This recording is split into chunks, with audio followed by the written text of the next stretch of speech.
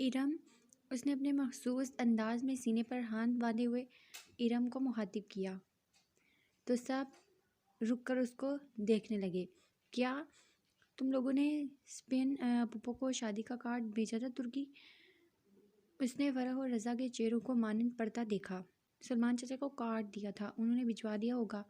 और सबीन पुप्पो को अब्बू ने फ़ोन करके कह दिया था। क्या सबीन पुप्पो आएंगी? आना तो चाहिए, करीबी रिश्ता है, तुमसे ना सही हमसे तो है। उसने करीबी रिश्ते पर जोर डालते हुए फरह और रज़ा पर एक नज़र डाली। उनके चेहरे फीके पड़े थे और दोनों ही सोच में गुम थे। फिर खाने के वक्त सायमा ताई ने सबसे पहले उसको बुलाया। हया, तुम तो समझदार हो, ये इरम तो बस तुमने टेबल पर ख्याल रखना है। जैसे ही कोई डिश खाली हो या आधी हो जाए तो फ़ौरन कुक को आवाज़ दे देना, ठीक? श्योर ताई, मैं ख्याल रखूँगी।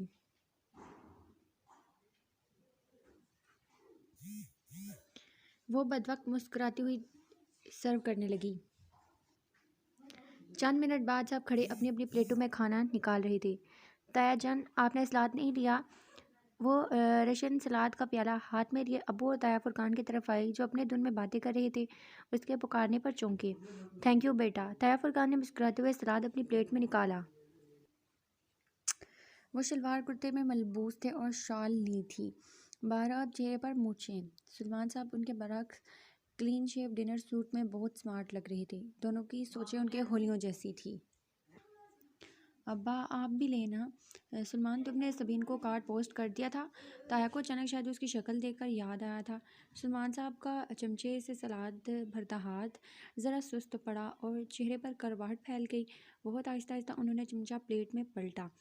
कर दिया था। उनके लहजे में काट थी जो हया के लिए नहीं थी। अब्बा, सबीन पप्पू शादी पर आएंगी? वो पूछे बिना न रह सकी। कल मेहंदी है, आना हो तो आज आ चुकी होती। 30 सालों में जो औरत सिर्फ कुछ दफ़ा मिलने आई हो वो अब भी ना आए तो बेहतर है। फुरकान तायाबी ढंग रह गए। सुलमान, क्या हुआ है? थैंक यू बेटा, सलमान साहब ने हया को कहा। उसका मतलब था कि अब तुम यहाँ से जाओ, और वो इशारा समझकर सर झुकाते वहाँ से आ गई। बहुत आहिस्ता से सलाद का प्याला मेज़ पर रखा और अपनी आधी भरी प्लेट उठा ली, मगर अब कुछ खाने को जी नहीं चाह रहा था। ये अब्बा को क्या हो गया था? वो पप्पू के बारे में ऐसी बातें क्यों कर रहे थे? फिर इससे रहा नहीं गया। वो अपनी प्लेट उठाकर स्टून के साथ खड़ी हो गई, जिसकी दूसरी तरफ अब्बा और ताया खड़े थे। बज़ाहिर अपनी प्लेट पर नज़र झुकाते कान उन दोनों की बातों की तरफ थे। हया के लिए लोगारी ने अपने बेटे का प्रपोजल दिया है। सलमान साहब ने अपने दोस्त का नाम लिया तो हया के हाथ में पकड़ी हुई प्लेट लर्ज़ गई। ये क्या कह रहे हो फुरकान? ताया हैरान रह गई। भाई, इसमें हैरत की क्या बात है? वलीद अच्छा लड़का है, कल मेहंदी पर आएगा तो मिलवाऊंगा। सोच रहा हूँ हया से पूछकर हाँ कर दूँ। मगर मगर सलमान, ये कैसे हो सकता है? क्यों नहीं हो सकता भाई? तुम ये शादी कैसे कर सकते हो? बाप हूँ उसका, कर सकता हूँ, फातिमा भी राज़ी है। और मुझे यकीन है हया को कोई एतराज़ नहीं होगा। और जहाँ जहाँ के क्या होगा? कौन जहान? सलमान साहब अनजान बन गए। तुम्हारा भांजा सबीन का बेटा जिससे तुमने हया का निकाह किया था, तुम कैसे भूल गए हो? वो 21 साल पुरानी बात है और हया अब 22 साल की हो गई है। बेवकूफ़ी की थी मैंने, सबीन पर एतबार करके अपनी बच्ची का निकाह कर दिया। 21 बरसों में कभी सबीन ने मुड़कर पूछा कि निकाह का क्या होगा? 6 माह में एक बार फ़ोन कर लेती है और 3 मिनट बात करके रख देती है। और आपको वाकई लगता है कि वो लोग रिश्ता कायम रखना चाहते हैं? मगर सबीन तो सिकंदर की वजह से, तुम तो जानते हो, उल्टे दिमाग का इंसान है। मैं कैसे मान लूँ कि अपने मगरूर और बद दिमाग शोहर की वजह से निकाह को भूल गई? इतने बरस बीत गए, उसने एक बार भी इस शादी की बात मुंह से नहीं निकाली। मैं इससे क्या उम्मीद रखूं? मगर जहाँ तो अच्छा लड़का है। तुम उससे मिले तो थे जब पिछले साल तुम इस्तांबुल गए थे। जी जहाँ सिकंदर जहान अच्छा लड़का है। माय फॉल्ट, उन्होंने बहुत तलख होकर कहा। उसके तो मिजाज ही नहीं मिलते। तुर्की में पैदा हुआ है, ना उसको उर्दू आती है ना पंजाबी, और कभी उसने मामू का हाल पूछा है, कभी फ़ोन किया है? भाई, मैं ये सब भूल जाता, मगर पिछले साल मैं तुर्की गया तो यकीन करे भाई, मैं 18 दिन वहाँ रहा। रोज़ सबीन के घर जाता था। सिकंदर तो खैर अलग बात है, मगर जहाँ आखिरी रोज़ मुझे मिला वो भी 15 मिनट के बस। वो भी जब उसकी माँ ने मेरा नाम बताया तो काफ़ी देर सोचने के बाद उसको याद आया कि मैं उसका दूर पर का मामू लगता हूँ। वो मुझसे मिला और वो भी 15 मिनट के लिए बस। और पूछने लगा, क्या पाकिस्तान में रोज़ बम धमाके होते हैं और क्या वहाँ इंटरनेट की सहूलत मौजूद है? पर उसका फ़ोन आया और वो उठकर खड़ा हुआ और चला गया। मैं कभी हया के लिए कोर्ट से खुला लेने का ना सोचता अगर मैं उस रोज़ एक तुर्क लड़की को जहान के साथ एक घर ड्रॉप करते ना देखता। जब मैं फ़्लाइट पकड़ने से कबल सबीन को खुदाफिज़ कहने गया था, उस लड़की के साथ उसकी बेतकल्लुफ़ी अल्मान वह सिकंदर शाह का बेटा है और अपने बाप का ही पर तो है। मैं समझता था कि अगर अहमद शाह जैसे अजीम इंसान का बेटा होकर सिकंदर उनके बरअक्स निकला तो वैसे ही जहान भी अपने बाप के बरअक्स निकलेगा और एक अच्छा इंसान होगा और वो उसी मगरूर आदमी का बेटा है। हया कौन है, उसका उनसे क्या ताल्लुक़ है, ये बात ना जहान को याद है न सबीन को। सबीन तो अब ये जिक्र ही नहीं करती। अब मैं अपनी बेटी को ज़बरदस्ती उनके घर भेज दूँ क्या? खैर, कल वलीद से मिलवाऊँगा आपको। अब जो रिश्ता भी अच्छा लगा मैं हया की उधर शादी कर दूँगा। हया में अब मज़ीद सुनने की ताब ना थी। वो सफ़ेद चेहरा लिए बोझल कदमों से चलती उनसे दूर हट गई। जहान सिकंदर को उसने कभी नहीं देखा था, बस बचपन से उसने अपने और इस रिश्ते के मुतल्लिक सुना था।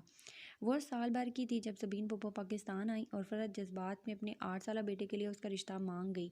जज्बाती सी कार्रवाई हुई और दोनों बहन भाइयों ने बच्चों का निकाह कर दिया। तब 8 साला जहान उनके साथ था। फिर वो तुर्की चला गया। 21 साल गुजर गए। वो तुर्की में ही रहा, कभी पाकिस्तान नहीं आया और उस विज़िट के बाद सबीन पुप्पो भी नहीं आई। ना कभी उन्होंने कोई तस्वीर भेजी, ना हाथ लिखा। अगर कभी कोई तुर्की चला जाता तो उनसे रब्ता कर लेता। रब्ता ना होने के बराबर था। इंटरनेट वो इस्तेमाल नहीं करती थी। अगर करता था जहान सिकंदर भी उसका कोई ईमेल, फेसबुक, ट्विटर किसी के पास कुछ नहीं था। इरम वगैरह उसे फेसबुक पर सर्च करते करते थक गए थे, मगर तुर्की का कोई सिकंदर जहान उनको नहीं मिलता था। शुरू के चंद दिन पुप्पो बहुत फ़ोन करती थी, फिर आहिस्ता आहिस्ता ये राब्ते ज़िंदगी की मसरूफियात में खो गए। 3 माह में एक फ़ोन आना, 3 माह में एक फ़ोन इधर से चला जाता, यूँ 6 माह में 2 दफ़ा सही बात हो जाती। रस्मी मौसम का हाल अहवाल, सियासत पर बात और अल्लाह हाफिज़। इन तमाम बातों के बावजूद वो खुद को ज़हनी तौर पर जहान से वाबस्ता कर चुकी थी। निकाह के वक्त की तस्वीर आज भी उसके पास है। 8 साला भूरे बालों और सुनहरी रंगत वाला खूबसूरत लड़का जिसको उसने कभी अपने रूबरू नहीं देखा था और शायद तुर्की जाने की सारी खुशी की वजह भी यही थी, जिस पर अब्बा ने पानी फेर दिया था। उस रोज़ उसे रह रहकर जहान पर गुस्सा आ रहा था, जिसकी बेरूही के बाइस अब ये रिश्ता एक सवालिया निशान बन गया। मगर खैर, दादो भाई की शादी हो जाए और सेमेस्टर ख़त्म हो जाए तो वो तुर्की जाएगी और उनको ज़रूर ढूंढेगी। हया, किधर हो? वो लॉबी में आविज़ा आईने के सामने खड़ी माथे पर टीका दुरुस्त कर रही थी जब फातिमा बेगम उसे पुकारती हुई आई। हर तरफ गहमा गहमी थी। एक नाकाबिले फ़हम शोर सा मचा था। मेहंदी का फंक्शन शुरू हो चुका था। सब बाहर जाने के लिए जल्दी मचाए इधर उधर भाग रहे थे और अभी तक वो वहीं खड़ी थी। क्या हुआ अम्मा? वो टिक्की के साथ उलझी हुई थी जो माथे पर सेट होकर नहीं दे रहा था। सोने का गोल सिक्के की शक्ल का टिक्का जिसके नीचे एक सुर्ख रूबी लटक रहा था, बार बार इधर उधर झूल रहा। टिक्के को ठीक करते हुए मुसलसल उसकी चूड़ियाँ खनक रही थीं। जल्दी आओ, तुम्हारे अब्बा बुला रहे हैं, किसी से मिलवाना है तुम्हें। उनकी आवाज़ में खुशी की रमक थी। वो चौंक कर उनको देखने लगी। नफीस सुलग की साड़ी और वो डायमंड्स पहने वो हासी बावकार और खुश लग रही थी। उसकी उंगलियों ने टीका छोड़ दिया। दिल जोर से धड़का। क्या पुप्पो आ गई थी? उनका मगरूर बेटा भी? किधर है अब्बा? वो धक धक करते दिल के साथ उनके पीछे बाहर निकली। गेट के करीब सलमान खड़े दिखाई दे रहे थे। उनके साथ एक हो भरोसा लड़का खड़ा था जिसके शाने पर हाथ रखे वो बात कर रहे थे। सामने हाथ से बावकार से सूट में मलबूस एक साहब और एक डिसेंट सी खातून थी। वो दोनों पहलू से लहंगा संभालती उनके करीब आई। ये हया है मेरी बेटी, सलमान साहब ने मुस्कुराकर उन्हें कहा।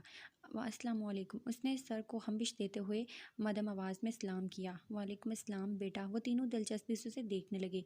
उसने डल गोल्डन कलर का लहंगा पहना था का ब्लाउज की आधी सी भी छोटी आस्तीन और उनसे निकलते उसके वदिया बाजू सुनहरे मोती के शुआओं में सुनहरे दिख रहे थे।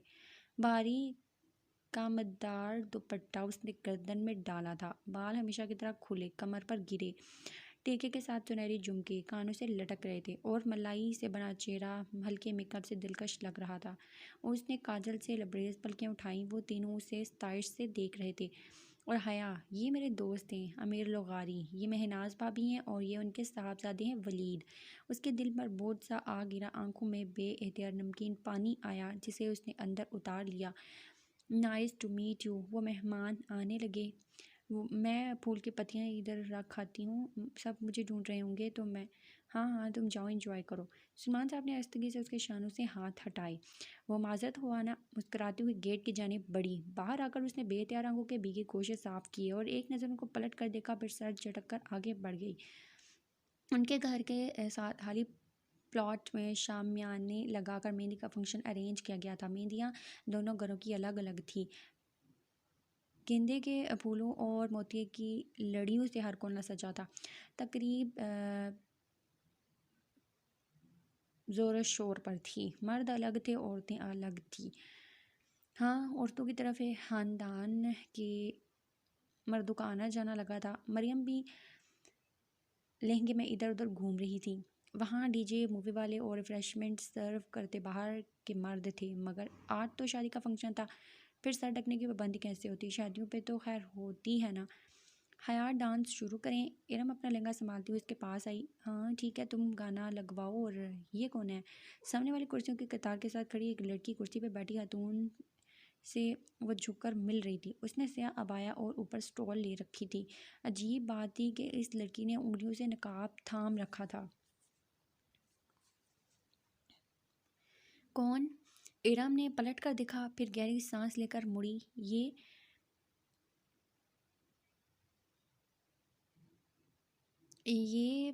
शैला भाभी हैं।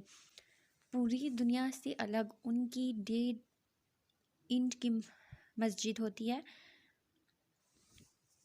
बस तवज्जो खींचने के लिए फंक्शंस पर भी अबाया नकाब में मिलती हैं। अब पूछो भला औरतों के फंक्शन में किससे पर्दा कर रही हैं? हाँ वाकई अजीब हैं ये भी। उसने शाने चुकाए। फ़ोन के एक सेकंड कज़न की वाइफ थी और साल भर पहले ही शादी हुई थी। डीजे ने गाना सेट कर दिया। उन्होंने मूवी वाले को डांस की मूवी बनाने से मना कर दिया और फिर अपना महारत से तैयार करदा रक्स शुरू किया। एक सुनहरी परी लग रही थी तो दूसरी चांद की। जब पाँव दुख गए, खूब तालियां बजीं तो वो हंसते हुए कुर्सियों की तरफ आईं। अस्सलाम वालेकुम शैला भाभी। वो लड़की भी उसी मेज़ पर मौजूद थी। इरम ने फ़ौरन सलाम किया। हया ने भी पैरवी की। वालेकुम सलाम, कैसी हो तुम दोनों? वो मुस्कुराकर खुश दिली से मिली। एक हाथ की 2 उंगलियों से उसने अभी तक स्याह नकाब थाम रखा था। बिल्कुल ठीक शैला भाभी, नकाब उतार दें। इधर कौन है? शैला ने जवाबन मुस्कुराकर सर हिलाया मगर नकाब इस तरह पकड़े रखा। माशाल्लाह तुम दोनों बहुत प्यारी लग रही हो। वो बात करते करते ज़रा तिरछी हो गई है। हया ने हैरत से देखा। शायद इस तरह मूवी वाला फिल्म बना रहा था, इसलिए अजीब हो रहा था। इतनी भी क्या बेतबारी? हमारी फैमिली मूवी है, हम कौन सा बाहर किसी को दिखाएंगे? हया बड़बड़ाई। फिर वो जल्दी ही वहाँ से उठ गई। अम्मा जाने किधर थी? किससे पूछे सबिन पप्पो आई हैं या नहीं? वो काफ़ी देर उसी में मुब्तला रही, फिर घर चली गई और टीवी लाउंज में फ़ोन के साथ रखी डायरी उठाई। थकान की वजह से दम से सोफे पर गिरी और सबिन पप्पो का नंबर तलाश करने लगी। उसने कभी उनको यूँ फ़ोन नहीं किया था, मगर आज दिल के हाथों हार गई थी। तुर्की का वो नंबर मिल गया था। उसने रिसीवर उठाया और नंबर डायल किया। घंटी जाने लगी थी। उसके दिल की धड़कन तेज़ हो गई। 5वीं घंटे पर फ़ोन उठा लिया गया। हेलो। भारी मर्दाना आवाज़ उसके समाज से टकराई। अस्सलाम वालेकुम। उसने खुश्क लबों पर ज़ुबान फेरी। जवाबन वो किसी अनजान ज़ुबान में कुछ बोला। मैं पाकिस्तान से बात कर रही हूँ। गड़बड़ाकर अंग्रेज़ी में बताने लगी। पाकिस्तान से कौन? आपके? वो अंग्रेज़ी में पूछ रहा था। उसकी आंखों में पानी आने लगा। मैं सबीन सिकंदर की भतीजी हूँ, प्लीज़ उनको फ़ोन दे दे। वो तो जवाहर गई हैं।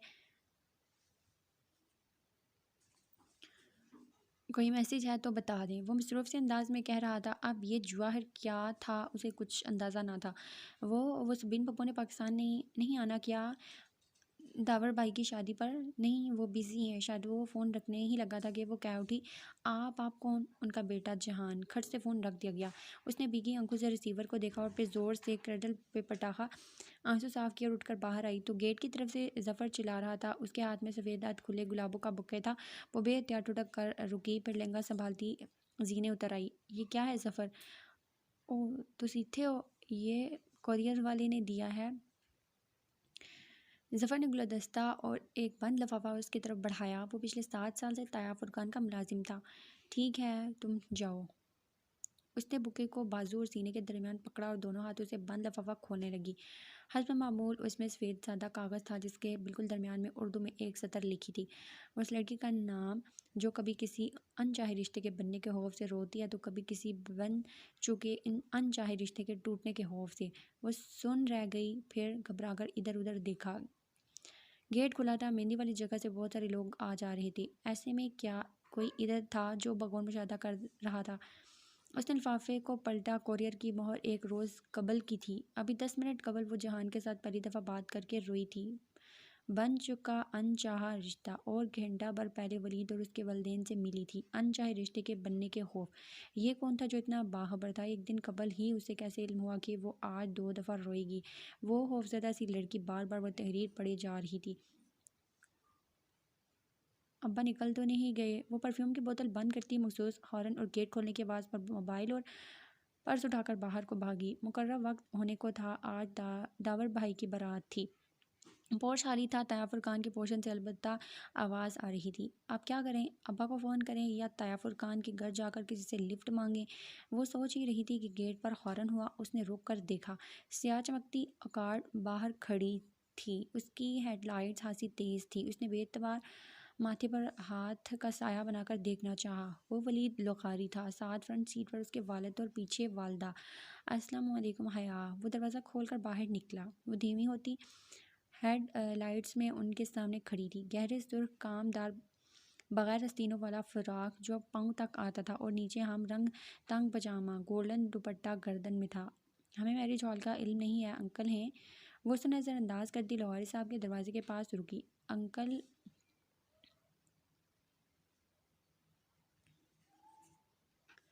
पैराडाइज हॉल जाना है और अब्बा शायद निकल गए, मुझे पता ही नहीं चला। ओह, तो आपके चचा वगैरह? वो तो अब्बा से भी पहले चले गए थे। ठहरें, अब्बा ज़्यादा दूर नहीं गए होंगे, मैं उन्हें वापस। अरे वो क्यों वापस आए हैं, आप हमारे साथ आ जाओ बेटा। हाँ बेटा आओ। मिसेस महनाज लोगारी ने फ़ौरन दरवाज़ा खोला। अब अगर अब्बा का इंतज़ार करती तो आधा फंक्शन निकल जाता। चलें ठीक है। वो गाड़ी में बैठ गई। तो हमारी बेटी क्या करती है? रास्ते में लोगारी साहब ने पूछा। मैं उनकी बेटी कब से हो गई? जी मैं शरिया एंड लॉ में LLB कर रही हूँ। यानी कि आप इस्लामी वकील हैं? जी। वो फीका सा मुस्कुराई। ये लोग इतनी अपनायत क्यों दे रहे थे उसे? हया बेटा, आपका शादी के बाद प्रैक्टिस का इरादा है? क्योंकि मैं और आपके अंकल तो कभी इस मामले में ज़बरदस्ती के कायल नहीं हैं। खुद वलीद को भी शादी के बाद बीवी के जॉब करने पर कोई इतराज़ नहीं है। महनाज कह रही थी और वह हक्का-बक्का उनको देख रही थी। क्या मामलात इतने आगे बढ़ चुके हैं या वो इस खुशफ़हमी का शिकार थी कि अब्बा उनको कभी इनकार नहीं करेंगे। वो इस वक्त पुरसुकून हुई जब मैरिज हॉल की बत्तियां नज़र आने लगी। लिफ्ट का शुक्रिया अंकल। वो अंकल और आंटी के साथ बाहर निकली थी। इस पल अंकल का मोबाइल बजा तो माजरत करके एक तरफ चले गए। मिनाज से उनके पीछे गई। हया सुनिए। वो जाने लगी थी। वलीद ने पुकारा, मुझे आपसे बात करनी है, मगर ये मुनासिब नहीं है। मगर मुझे इस रिश्ते के मतलब बात करनी है। अगर आप 2 मिनट अंदर बैठकर बात सुन लें तो। साथ ही उसने फ्रंट सीट का दरवाज़ा खोला। रोशनी एक कौन उसके जहन में लपका। मौका अच्छा था। वो उसको अपने निकाह के बारे में बताकर सारा मामला यहीं दबा सकती थी। ठीक है, लेकिन हमारे यहाँ हमारे रिश्तेदार हैं। अगर डोंट वरी, मैं कार को बैक साइड पर ले जाऊँगा, आप बैठे। वो बैठी तो वलीद जन से गाड़ी आगे बढ़ा ले गया। आपको जो भी कहना है जल्दी कहिए, फिर मुझे भी कुछ कहना है। पहले आप कहिए। वलीद मैरिज हॉल की पिछली तरफ सुनसान गली में गाड़ी ले आया था। ओके, मुझे कुछ बताना था। मेरे अब्बा ने मालूम नहीं आपको बताया है या नहीं, मगर मैं बताना ज़रूरी समझती हूँ। मेरा निकाह मेरी फूफो के बेटे से बचपन में ही हो गया था। वो लोग तुर्की में होते हैं। कुछ ख़ानदानी मसाइल की वजह से मेरे अब्बा उनसे थोड़ा बदज़न है और मुझे डाइवोर्स दिलाकर मेरी शादी कहीं और कराना चाहते हैं, मगर मैं ऐसा नहीं चाहती। प्लीज़ आप इनकार कर दें, मैं किसी और की बीवी हूँ। निकाह पर निकाह नहीं हो सकता। प्लीज़ मैं आपसे दरख्वास्त करती हूँ। उसने चेहरा ऊपर उठाया। वो एक गहरी खामोश गहरी नज़रों से उसे देख रहा था। ये उसका चेहरा तो ना था जो वो सारा रास्ता ड्राइविंग के दौरान देखती आई थी। ये तो कोई और ही शख्स था। फिर आपने क्या सोचा? उसकी आवाज़ लड़खड़ाई। खतरे का अलार्म ज़ोर ज़ोर से उसके अंदर बजने लगा। किस बारे में? वो बोझल आवाज़ में बोला तो वो दरवाजे की तरफ सिमटी। उसका हाथ हैंडल पर रिंग था। आपके इस रिश्ते के बारे में। सारी उम्र पड़ी है ये बातें करने के लिए हया। अभी तो उन लम्हों का फ़ायदा उठाओ जो मैसर है। वो एकदम उस पर झुका। वलीद ने दोनों हाथ उसकी गर्दन पर रखे, मगर उसने ज़ोर से हैंडल घुमाकर दरवाज़ा खोला और दरवाज़ा दूसरे हाथ से वलीद को धक्का देकर बाहर निकली। उसका दुपट्टा वलीद के हाथ में आ गया था। वो बिना पीछे मुड़कर देखे भागी जा रही थी। गलियां सुनसान थी, जाने वो कहाँ ले आया था। आज इतवार था और दुकानों के शटर गिरे हुए थे। वो भागते हुए गली के दूसरे सिरे पर पहुंची, मगर ये क्या, गली आगे से बंद थी। क्यों भागती हो? मसरूर से अंदाज में पीछे से किसी ने कहा तो वो घबरा कर पलटी। वलीद सामने से कदम कदम चलता आ रहा था। उसके लबों पर फातहाना मुस्कुराहट थी, वरना डाल सी दीवार से लग गई। उसका दुपट्टा तो वहीं रह गया था। आप बगैर आस्तीनों के झुलकते बाजू और गले का गहरा काट। उसने बेहतियात सीने पर बाजू लपेटे। मुझे जाने दो। उसकी आवाज़ घबरा गई। कैसे जाने दूँ? फिर तुमने हाथ थोड़ी ही आना है। वो चलते चलते उससे चंद कदम के फासले पर आकर खड़ा हो गया। प्लीज़, मैं ऐसी लड़की नहीं हूँ। तो कैसी लड़की हो? मुझसे लिफ्ट ले ली, मगर शादी से इनकार है। तब भी गाड़ी में इतनी बेरुखी दिखा रही थी। वो उसके बिल्कुल सामने आ रुका। प्लीज़। इसमें इतनी हिम्मत नहीं थी कि अब वलीद को धक्का देती। वो मुस्कुराते हुए आगे बढ़ा। हया ने सख्ती से आंखें मीच ली। तभी उसने ज़ोर से किसी ज़र्ब लगाने की आवाज़ सुनी और फिर वलीद की करा। उसने धीरे से आंखें खोली। वलीद चकरा कर नीचे गिर रहा था और उसके पीछे कोई खड़ा नजर आ रहा था। शोख नारजी शलवार कमीज़ में मलबूस मेकअप से उठा चेहरा लिए वही उस रोज़ वाला ख्वाजा सिराज डोली। उसके हाथ में एक फ्राइंग पैन था जो उसने शायद वलीद के सर पर मारा था। वो साकत खड़ी उसको देख रही थी। वो 2 कदम आगे बढ़ा और हया के सामने रुका। उसकी आंखों में ऐसी काट थी कि वो सांस रोके उसे देखेगी। तभी उसने हाथ बढ़ाया और हया को गर्दन के पीछे से दबोचा, लेकिन उसके मुंह से कराह तक न निकली। उसकी गर्दन को यूं ही पीछे से दबोचे डोली ने एक झटके से उसे आगे धकेला। गली के आगाज तक जहां से वो आई थी वो उसे ले गया, मगर मुखालफत सिमत मुड़ गया। सामने ही मैरिज हॉल का पिछला हिस्सा था। वो उसे गेट तक ले आया और एक झटके से उसे छोड़ा। उसने डुबडुबाई आंखों से डोली को देखा। वो अभी तक लब पीछे तरफ काटदार आंखों से उसे देख रहा था। डोली ने अपने गर्दन से लिपटा नारंगी दुपट्टा खींचा और उस पर उछाला। दुपट्टा उसके सर पर आन ठहरा। डोली चुपती हुई नजरों से उसे देखता हुआ बोला, बेहया। फिर वो पलट गया। नारंगी दुपट्टा उसके कंधों से फिसलकर कदमों में आ गिरा तो वो चौंकी। फिर झुककर दुपट्टा उठाया। उसने अच्छे तरीके से खुद को इसमें लपेटा ताकि पहचाने न जाए और पिछले गेट की तरफ बढ़ गई। हाल में जाने के बजाय वो बाथरूम्स की तरफ आई और अपना हुलिया दुरुस्त किया। अंदर फंक्शन अरूज पर था। वो ऐसी हालत में ना थी कि 2 कदम भी चल पाती। सो बेदम सी आरी नशस्त पर गिरी हुई थी। बेहया, बेहया। डोरी के लफ्ज़ हथौड़े की तरह उसके दिमाग में बरस रहे थे। वो बेहया तो नहीं थी। वो तो कभी किसी लड़की की गाड़ी में नहीं बैठी थी। उससे तो ये गलती पहली बार हुई थी। फिर सोच सोच कर दिमाग फटा जा रहा था। वो आधे फंक्शन के बाद ही तबीयत खराबी का बहाना लेकर चली आई थी। ये दावर और सोनिया की शादी के चंद दिन बाद का जिक्र है। सुबह से सर्दी बहुत बढ़ गई थी। दिसंबर खत्म होने को था और हवा ठुठरा देने वाली बन चुकी थी। ऐसे में वो कैंपस में स्कॉलरशिप को ऑर्डिनेंस के ऑफिस के बाहर दरवाजे पर लगी लिस्ट को देख रही थी। ये हदीजा राना कौन है भला? वो सोचते हुए अपने यख होते हुए हाथ आपस में रगड़ रही थी। सर्दी से उसकी नाक सुर्ख हो रही थी। लॉन्ग शर्ट और ट्राउज़र पर स्टाइलिश सा लॉन्ग स्वेटर पहने वो दरवाजे के सामने खड़ी थी। Excuse me. वो चौंक कर पलटी। पीछे एक लड़की खड़ी थी, कंधे पर बैग, हाथ में डायरी और पेन और आंखों में बड़ा सा चश्मा। वो उसको नाम से नहीं पहचानती थी, लेकिन यूनी में कई बार देखा ज़रूर था। वो लड़की उसे ख्वामखा ही बुरी लगी थी। ये हया सुलेमान कौन है भला? वो चश्मे के पीछे से आंखें सकड़ते हुए कह रही थी। हया ने एक तंजिया निगाह में उसका सर से पाँव तक जायज़ा लिया। मैं हूँ। ओह, उसने जैसे बमुश्किल अपनी नागवारी छुपाई। मैं आपके साथ तुर्की जा रही हूँ हया। मैं खदीजा हूँ। मेरी फ्रेंड्स मुझे डीजे कहती हैं, लेकिन आप मेरी फ्रेंड्स नहीं हैं तो खदीजा ही कहिएगा। मुझे भी हया सिर्फ मेरे फ्रेंड्स कहते हैं। आप मुझे मिस सुलेमान कह सकती हैं। वो कहकर पलट गई। अजीब बददिमाग लड़की थी वो खदीजा राना। उसे पहले भी ख्वामखा बुरी लगती थी और अब अंदाज़ा हो गया था कि उसके भी हया के बारे में कुछ ऐसे ही ख्यालात थे। वह जैसे ही घर आई, जफ़र सामने से आ गया था, भागता हुआ, हाँफता हुआ। हया बीबी बोल बोलो भी। अब वो गाड़ी लॉक करती खौफत ज़दा हुई। आपको इरम बीबी बुला रही हैं। हैरियत? हैरत नहीं लगती जी, वो बहुत रो रही हैं। जफ़र ने राजदारी से बताया तो वो चौंकी। अच्छा, मैं आती हूँ, तुम ये मेरा बैग अंदर रख दो। वो सीधा इरम के इरम के घर खुलने वाले दरमियानी दरवाजे की तरफ बढ़ गई। लाउंज में साइमा ताई और सोनिया बैठी थी। सामने कोई कामदार दुपट्टा फैला रखा था और दोनों उसके साथ उलझी हुई थी। आहट पे सर उठाया। उसे देखकर दोनों ही मुस्कुराए। हया कैसी हो? बिल्कुल ठीक। इरम कहाँ है ताई अम्मा? मुझे बुला रही थी। अंदर कमरे में होगी। ओके, मैं देख लेती हूँ। इरम के कमरे का दरवाज़ा बंद था। उसने डोर नॉब घुमाकर धकेला। दरवाज़ा खुलता चला गया। इरम बेड पर बैठी थी। सामने लैपटॉप खुला था। चमकती स्क्रीन की रोशनी इरम के चेहरे को चमका रही थी, जिस पर आंसू लड़ियों की सूरत बह रहे थे। इरम क्या हुआ है? इरम ने सुर्ख मतरम आंखें उठाकर हया को देखा। हया, एक बात बताओ। उसका रुंधा हुआ लहजा अजीब सा था। बोलो। हम शरीफ लड़कियां हैं क्या? अपने बारे में तो यकीन है, मगर तुम्हारा मामला ज़रा मशकूक है। उसने माहौल का बोझल पन दूर करने को कहा, मगर इरम मुस्कुराई तक नहीं। नहीं हया, हम दोनों का ही एक मामला है। क्यों पहेलियां बुझवा रही हो? हुआ क्या है? हया, मुझे बताओ, क्या हम मुजरा करने वालियां हैं? वो एकदम रोने लगी। इरम, बताओ, क्या हम तवाइफ हैं? इरम, बात क्या हुई है? हया, बोलो, बताओ, हम ऐसी हैं क्या? नहीं, बिल्कुल नहीं। फिर ये क्या है? इरम ने लैपटॉप की स्क्रीन का रुख उसकी तरफ किया। क्या है?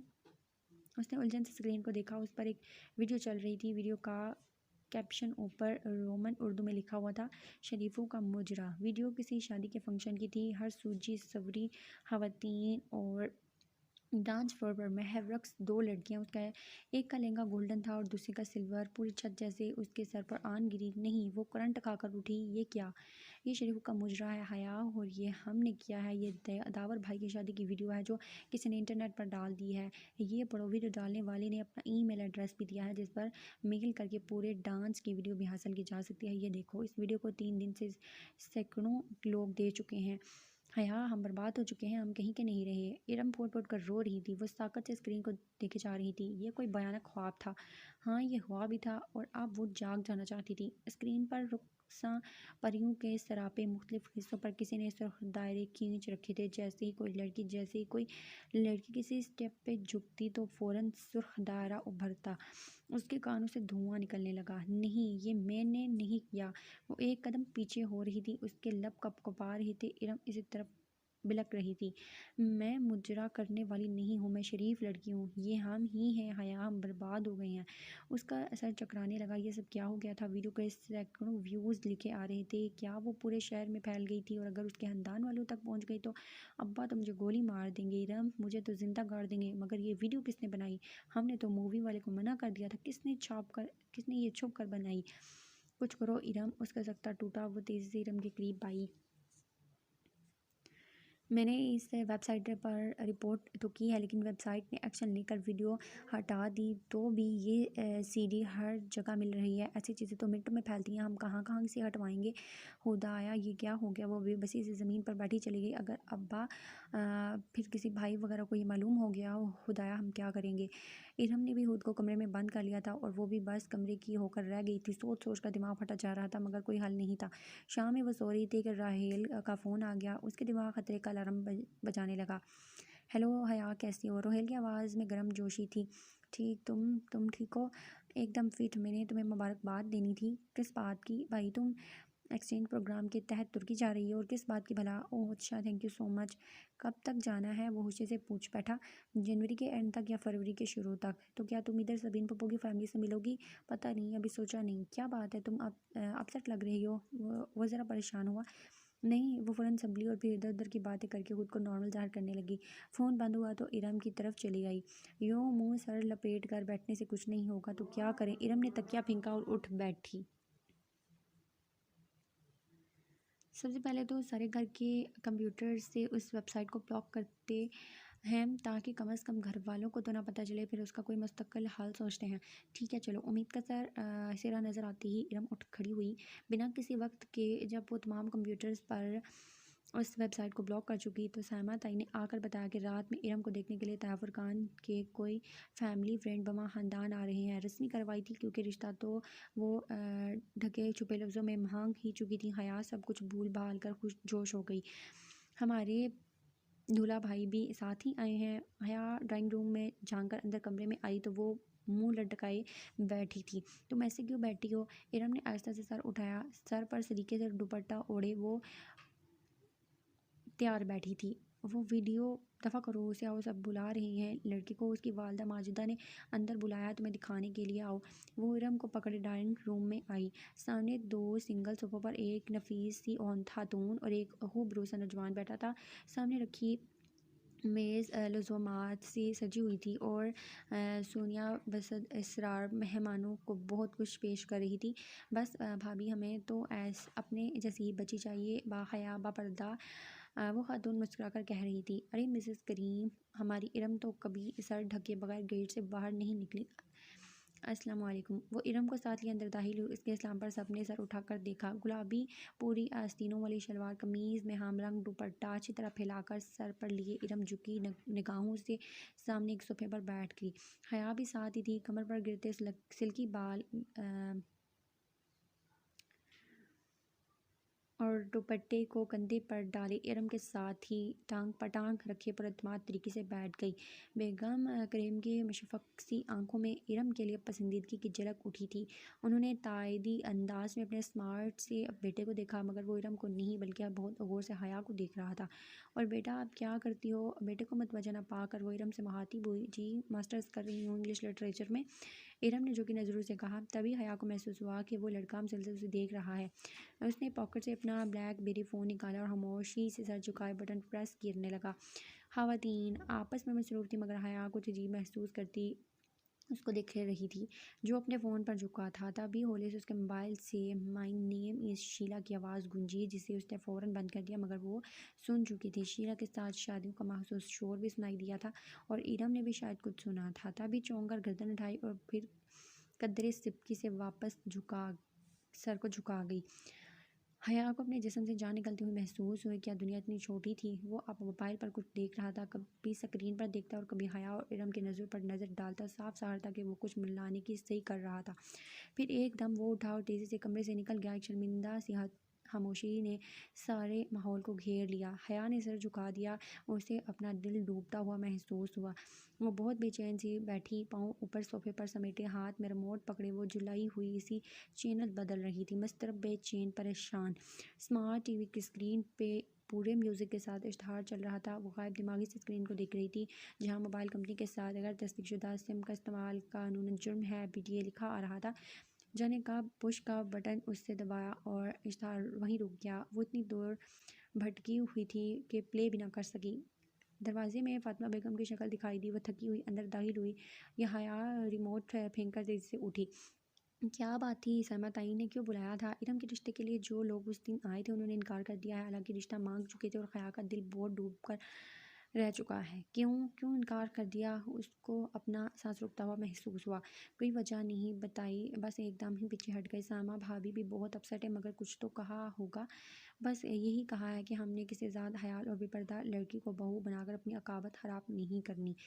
जब फुरकान ने सख्ती की, भला ऐसी बेपर्दा और आज़ाद हयाल लड़की को बहू बनाकर हमने अपनी आहरत बिगाड़नी है क्या? तब के ही जाकर वो माना। क्या उसको मकफ़ाती अमल कहते हैं? क्या दूसरों की बेटियों पर उंगलियां उठाने वालों के घरों पर वही उठी उंगलियां लौट कर आती हैं? मगर वो खुश नहीं हो पाई। अगर बात खुल जाती तो असल बदनामी उसी के हिस्से में आती। इरम को तो शायद उसकी माँ हया ने उसे बिगाड़ा है कहकर दरमियान से निकाल लेती और बात तो अब भी खुल सकती थी। वो वीडियो तो अब भी इंटरनेट पर मौजूद थी। टीवी स्क्रीन पर अब भी इश्तहार चल रहा था। वो बस हाली हाली नज़रों से उसे देखने लगी।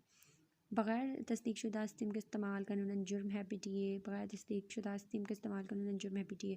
वो बेहाली में तकती सोचों की उलझन से निकलकर एकदम चौंकी। बग़ैर तस्दीकशुदा सिम का इस्तेमाल कानूनन जुर्म है, PTA। बिजली का एक कुंदा उसके जहन में आया। वो खुदाया, ये ख़याल उसे पहले क्यों नहीं आया? वो एक झटके से उठी और बाहर की तरफ लपकी। इरम, बहुत ज़ोर से चिल्लाते हुए खया ने उसके कमरे का दरवाज़ा खोला। इरम मोबाइल पकड़े बेड पर बैठी थी। दरवाज़ा खुलने पर गड़बड़ा कर मोबाइल साइड पर रखा। क्या हुआ? साथ ही इरम ने अपना मोबाइल उल्टा कर दिया ताकि स्क्रीन छुप जाए। सुनो, वो तभी रिश्ते वाली बात याद आई। ओह, आई एम सॉरी, उन लोगों ने रिश्ते से इनकार कर दिया। वो तो वीडियो देखकर करना ही था। खैर, जाने दो, अच्छा ही हुआ। वो मुतमईन थी। इरम, तुमने कभी मोबाइल कनेक्शंस के इश्तहारों में वो इबारत पढ़ी है कि गैर तस्दीकशुदा सिम का इस्तेमाल जुर्म है? हाँ, तो क्या तुम्हें मालूम है कि सिम रजिस्टर करवाना क्यों ज़रूरी होता है? क्यों? ताकि कोई किसी सिम का गलत इस्तेमाल ना कर सके, चाहे वो दहशत गर्दी की और दात दहशतगर्दी की वारदात की हो या किसी को रॉन्ग कॉल्स करना, ये सब क्राइम के तहत आता है, साइबर क्राइम। इरम ने पलकें झुकाई। इरम, हमारी पर्सनल वीडियो इंटरनेट पर डाल देना भी तो एक जुर्म है, हम इसकी रिपोर्ट कर सकते हैं, मगर हम किसको रिपोर्ट करेंगे? पीटीए को। दरवाज़ा तुम बंद करो, मैं हेल्पलाइन नंबर पे कॉल करती हूँ। पीटीए की हेल्पलाइन का नंबर आसानी से मिल गया, मगर ऑपरेटर ने नहायत शर्तगी से ये कहकर माजरत कर ली कि इस तरह के केस किस क्राइम या किसी इंटेलिजेंस के साइबर सेल को रिपोर्ट करना होगा। हया ने उनसे मुल्क की सबसे बड़ी सरकारी सिविलियन एजेंसी के साइबर क्राइम सेल का ईमेल एड्रेस तो ले लिया, लेकिन अब वो बैठी थी। ये एजेंसी वाले तो बहुत ख़तरनाक लोग होते हैं इरम, मगर अब ये करना तो है, और वाकई करना तो था। इरम ने लैपटॉप खोला और फिर बहुत ही बहस के बाद उन्होंने एक कंप्लेंट लिखी और इस पते पर भेज दी जो पीटीए से उनको मिला था। बमुश्किल 10 मिनट गुजरे थे कि हया का मोबाइल बजा। चमकती स्क्रीन पर प्राइवेट नंबर कॉलिंग लिखा रहा था। ये कौन हो सकता है? उसने मोबाइल कान से लगाया। हेलो तो से जानिब ज़रा खामोशी के बाद एक बारी गंभीर आवाज़ आई। अस्सलाम वालेकुम मिस हया सुलेमान। जी आप कौन? मैं मेजर अहमद बात कर रहा हूँ, साइबर क्राइम सेल से। आपने हमारी एजेंसी में रिपोर्ट की है, हमें अभी आपको कंप्लेंट मसूल हुई है। वो जो कोई भी था बहुत खूबसूरत बोलता था, गहरा गंभीर मगर नरम लहजा जिसमें ज़रा सी चाशनी भरी तपश थी, गर्म और सर्द का इम्तजाज। मगर मेजर अहमद, मैंने कंप्लेंट में अपना नंबर तो नहीं लिखा था, वो धक करते दिल के साथ कह रही थी। इरम बेहद बड़े खौफ से उसको देख रही थी। जवाबन वो धीरे से हंस दिया। नंबर तो बहुत आम सी चीज़ है मिस सुलेमान, मैं तो आपके बारे में बहुत कुछ जानता हूँ। क्या यही कि आप सलमान असगर की बेटी हैं? आपके वालिद की एक कंस्ट्रक्शन कंपनी है, आपका भाई रूहील जॉर्ज मिशन यूनिवर्सिटी में ज़ेर तालीम है, खुद आप इंटरनेशनल इस्लामिक यूनिवर्सिटी में एलएलबी शरी एंड लॉ के 5वें साल में हैं। फरवरी में आप एक्सचेंज प्रोग्राम के तहत इस्तांबुल जा रही हैं, गालिबन सबाजी यूनिवर्सिटी में, और पिछले हफ्ते अपने कज़न्स और फरकान की मेहंदी के फंक्शन पे बनने वाली वीडियो की इंटरनेट पे अपलोडिंग को आपने रिपोर्ट किया है। Is that right ma'am? वो उसको सुनती जा रही थी, बमुश्किल बोल पाई। जी वही वीडियो। अब आप क्या चाहती हैं? यही कि आप उसे वेबसाइट से हटा दें? ओके, और कुछ? और जिन लोगों के पास उसकी सीडी है वो भी। आगे उसका गला रुंधा था, एहसास तौहीन से कुछ बोला ही नहीं गया। मैं शहर के एक बंदे से वो वीडियो निकलवा लूँगा, आप बेफिक्र रहें। और उससे लगा मनो बोझ उसके ऊपर से उतर गया। Thank you major Ahmad. उसके अंदाज से लग रहा था कि वो फ़ोन रखने वाली है, तो वो बोल उठा, थैंक यू तो आप तब कहिए जब मैं ये काम कर दूँ, और उस काम को महज शुरू करने के लिए भी मुझे आपका तावन चाहिए। कैसा तावन? मैडम आपको ज़रा सी तकलीफ़ करनी होगी, आपको इस वीडियो की बाकायदा रिपोर्ट करने के लिए मेरे ऑफिस आना होगा। क्या? नहीं मैं नहीं आ सकती, वो परेशानी से बोली। इरम भी उसका चेहरा दिखने लगी। फिर तो ये काम नहीं हो पाएगा, ऐसे स्टैम्प फ़ोन पर नहीं लिए जा सकते। उसे लगा वो महफूज सा मुस्कुरा रहा था। मगर मैं नहीं आ सकती। और वो कैसे आ सकती थी? अगर किसी को पता चल जाता तो कितनी बदनामी होती। आपको आना पड़ेगा, मैं गाड़ी भेज देता हूँ। नहीं अच्छा खुदा हाफिज़। उसने जल्दी से फ़ोन बंद कर दिया। भाड़ में गया ये और उसका साइबर क्राइम सेल। अगर अब्बा ताया को पता चल गया कि हम एक एजेंसी के हेड क्वार्टर्स गए हैं तो हमारी टांगें तोड़ देंगे वो। मैं तो पहले ही कह रही थी कि रिपोर्ट ना करो। प्राइवेट नंबर से फिर कॉल आने लगी थी। उसने झुलाकर फ़ोन ऑफ कर दिया। इस वीडियो से ज़्यादा मेजर अहमद ने उसे ब्लैकमेल किया है, ये ख्याल फिर सारा दिन उसके जहन में गूंजता रहा। वो बहुत थकी हुई पासपोर्ट ऑफिस से निकली थी। इस्लामाबाद से पिंडी का इतना लंबा और रश भरी सड़क पे थका देने वाला सफ़र करके वो आज पासपोर्ट ऑफिस से अपना पासपोर्ट उठाने आई थी। मगर यहाँ इल्म हुआ कि पासपोर्ट 14 जनवरी को ही मिल पाएगा, और अभी 14 जनवरी में होने को हफ्ता बाकी था। इस्लामाबाद में कोई मसला था, इसलिए उसे पिंडी में ही अप्लाई करना पड़ा। वापसी पर भी इतना ही रश था। कुछ शॉपिंग के बाद जब वो मरी रोड पर आई तो मगरिब छा रही थी। सड़क गाड़ियों से भरी थी और गाड़ियों का ये सैलाब बहुत सुस्तरवी से बह रहा था। सिग्नल पर उसने गाड़ी रोकी और शीशे खोल दिए। उसका जहन अभी तक पासपोर्ट में उलझा हुआ था। सोनियो क्या सोच रही हो? वो बुरी तरह चौंकी और सर उठाकर देखा। वो वही था डॉली। नागवारी की एक लहर उसके चेहरे पर आई। उसे भूल गया कि कभी डॉली ने उस पर कोई एहसान किया था। हटो सामने से, वो झिड़क कर बोली। वो खुली खिड़की में उसकी तरफ हाथ जमा कर खड़ा था कि वो शीशा ऊंचा नहीं कर सकती थी। लो बाजी, मैं तो सलाम दुआ करने आई तो आप गुस्सा कर रही हो। उससे रोज़ वाले सख्त असरात डोली के चेहरे पर नहीं थे, उसके चेहरे पर कराहियत थी। हटो सामने से, वरना मैं पुलिस को बुला लूँगी। हाय बाजी, डोली से ऐसे बात करती हो? उसने आवाज़ पर सर घुमाकर देखा तो फ्रंट सीट की खुली खिड़की पर एक और ख्वाजा सर खड़ा था। डोली की स्याह रंगत की निस्बत उसका रंग ज़रा साफ था। वो दोनों हाथ खिड़की की चौखट पर दिए खड़ा था। कौन हो तुम? हटो मेरी गाड़ी से। उसे ठंडे पसीने आने लगे थे। ये जी मेरी बहन है पिंकी, बड़ा शौक था जी इसे आपसे मिलने का। एक बड़ी ज़रूरी बात करनी थी जी हमें आपसे। Get lost. उसने हाथ बढ़ाकर शीशा ऊंचा करना चाहा, मगर पिंकी ने अपना हाथ अंदर कर दिया। एकदम से उसकी कलाई सामने आई थी। उसकी कलाई पर एक गुलाबी सुर्ख सा कांटा बना था, जैसे जला हुआ हो या शायद बर्थ मार्क। हटो, आई शायद गेट लॉस्ट। वो आलम तैश में शीशा ऊपर करने लगी, मगर पिंकी ने उस पर अपने हाथ रख दिए। शीशा ऊपर नहीं हो पा रहा था। बाजी ऐसे ना करो पिंकी, नल उसका हाथ जख्मी हो जाएगा जी। डोली ने पीछे ही हाथ बढ़ाकर उसके कंधे पर रखा तो वो तिवरा घूमी। उसने डोली को धक्का दिया और वो लड़खड़ा कर चंद कदम पीछे हटा तो उसने जल्दी से शीशा ऊपर चढ़ा दिया। आप तुम भी हटो इधर से, वरना मैं लोगों को इकट्ठा कर लूँगी। वो हाथ बढ़ाकर पिंकी की तरफ वाला शीशा बंद करने लगी, लेकिन वो उड़ ही गया था। बाजी जी, मैं तो तिहानू डोली के दिल की बात बताने आया था थानू, और तो इस तरह कर रहे हो। ये जो डोली है ना, ये बड़ा पसंद करती है आप, मगर इकरार नहीं करती। पिंकी मसनी अंदाज में बन बना कर बोली। पीछे डोली शीशा बजाने लगा था। वो पूरी कुव्वत से शीशा ऊपर चढ़ाने लगी। पिंकी ने लम्हा भर गर्दन मोड़कर डोली को देखा तो उसकी गिरफ्त जरा ढीली हुई। हया ने फौरन शीशा ऊपर चढ़ाया। पिंकी ने चौंक कर देखा, फिर उंगलियां खींचनी चाही, मगर वो मुसलसल शीशा ऊपर कर रही थी। पिंकी की उंगलियां फंस कर रह गई। ओ छड्डो बाजी जी। पिंकी के दाएं हाथ की उंगली से खून की बूंदें टपक कर शीशे पर गिरी। उसे होश आया। एक झटके से उसने उसे नीचे किया। शीशा 1 इंच नीचे गिरा। पिंकी ने गुस्से से उसे घूरते हुए बाहर खींचे। गाड़ी आगे भगाने से कबल उसने बहुत गौर से पिंकी के हाथों को देखा। दाएं हाथ जिसकी कलाई पर कांटे का जला हुआ निशान था कि शहादत की उंगली से खून निकला था, और बाकी दोनों हाथों की उंगलियों के ऊपर बोरों की कुदरती लकीर पर मोटी सी लकीर बन गई थी। यकीनन उसके हाथ